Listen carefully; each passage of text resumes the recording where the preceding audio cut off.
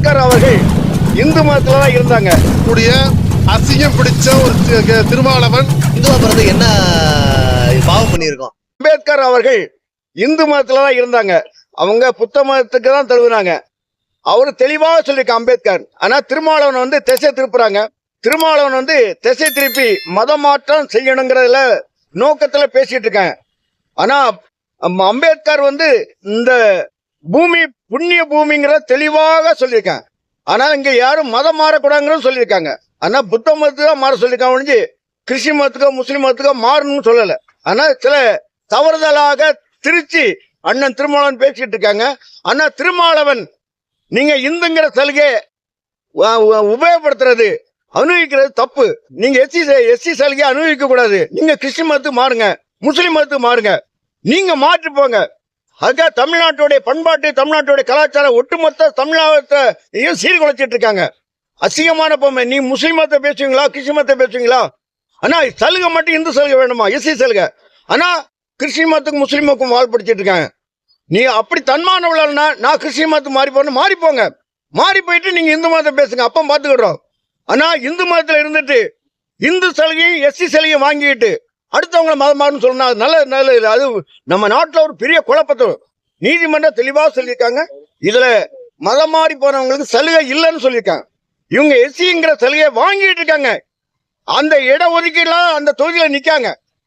நின்றுகிட்டு இந்துங்கிற சலுகை வாங்கிட்டு இந்து மதத்தை குத்தி ரணவேதனைப்படுத்துறாங்க. ஆனா இதை வன்மையாக கண்டிக்கும். தமிழ்நாட்டுல ஒரு சாபக்கேடு யாருன்னு கேட்டா திருமாவளவன் தான்.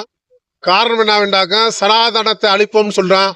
இந்து கோவில் இருக்கிறதெல்லாம் அசிங்கமான பொம்மைன்னு சொல்றான். அதே போல வந்து இருக்கக்கூடிய மன்னர்கள் நம்மளாம் சனாதனத்தை வந்து வழிநடத்தினவங்க மன்னர்களும் அதுல இருக்கக்கூடிய பெரியவர்களும் சாதுகள் சன்னியாசிகளும் தான் இருந்தாங்க. அவங்கள பூரா வந்து இன்னைக்கு இந்த ஒரு கேவலமா பேச இந்த நாட்டில வந்து மக்கள் பயங்கரம் புறக்கணிக்க வேண்டும். காரணம் என்ன வேண்டாக்க அதாவது கிறிஸ்தவர்களுக்கும் முஸ்லிம்களுக்கும் தார வைக்கக்கூடிய இந்த அரசாங்கமும் இந்த திருமாவளவனும் அது. ஆனா இது வந்து இந்துக்கள் சொன்னாலே அது சனாதனத்தை அழிப்போம், சனாதனத்தை வேற இருப்போம், சனாதனத்தை டெங்கு கொசு போன மாதிரி ஒழிப்போம் என்று சொல்லக்கூடியவர்களுக்கு துணை போறாங்க அந்த திருமாவளவன். காரணம் என்னடாக்கா அவனுக்கு அந்நிய செலவான பணம் வருது, அந்நிய கிறிஸ்தவன் பணம் வருது, முஸ்லீம் பணம் கொடுக்குறான். கொடுத்துட்டு இந்துன்ற பேர்ல இன்னைக்கு திரும்ப நானும் சாமி கும்பிடுன்னு சொல்லிட்டு இங்க இருக்க இந்துக்களை பூராமே விமர்சிக்கிறான். ஆனா இதை இந்த திருமாவளவன் தைரியம் இருந்துச்சுனாக்கா மதம் மாறிட்டு இது மாதிரி பேசணும். ஒண்ணு கிறிஸ்தவனை மாறிடு, இல்ல முஸ்லீமை மாறிட்டு இந்த மாதிரி நீ பேசு, நீ நல்ல ஆம்பளை, உனக்கு வந்து நாங்க ஜெயப்படுறோம். அந்த மாதிரி இல்லாம ரெண்டு கட்டான வந்து இந்து மதத்துல இருந்துக்கிட்டு இந்து மதத்தை பத்தியே குறை சொல்றதுக்கிட்டு இருந்தாதான் அவனுக்கு வந்து பணம் பை நம்புன்றதுக்காக கொள்ளையடிக்க முடியும்ன்றதுக்காக திருமாவளவன் தமிழ்நாட்டுல தொடர்ந்து ஒட்டுமொத்தமா நாடு முழுவதும் அந்த தலித்து மக்களை தவறான பாதையில அழைத்து செல்றான். ஒட்டுமொத்தமா தலித்து மக்கள்ன்றது வந்து அவங்களாம் வந்து இந்த ஆன்மீகத்துல பயங்கரமா ஒரு ஊறி போனவங்க.